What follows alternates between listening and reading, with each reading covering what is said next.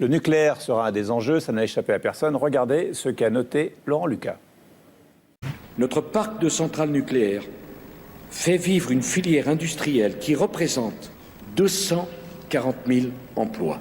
400 000 emplois directs seront supprimés si l'accord entre les Verts et le Parti socialiste voit le jour. Vous imaginez 500 000 emplois en moins? Et en plus, 1 million avec l'ensemble de la filière. Pour remplacer 58 centrales nucléaires, c'est 40% pour la facture d'électricité en plus des Français. Un accord électoral qui va augmenter de 50% la facture énergétique des Français. Est-ce qu'ils sont prêts à expliquer aux Français que l'électricité leur coûtera 4 fois plus cher? Quand j'étais encore présidente d'Areva, il y a très longtemps, 3-4 mois, je me suis dit on va vers une élection présidentielle. Tout le monde va raconter n'importe quoi. Ce qui s'est passé au Japon n'a rien à voir avec ce qui s'est passé à Tchernobyl. Les défenses anti-tsunami qui étaient à 6 mètres de hauteur ont été submergées par une vague qui était à 12 mètres de hauteur. Songez qu'à certains endroits, la vague était haute de 30 mètres, vous imaginez? À certains endroits, la vague est montée à 42 mètres.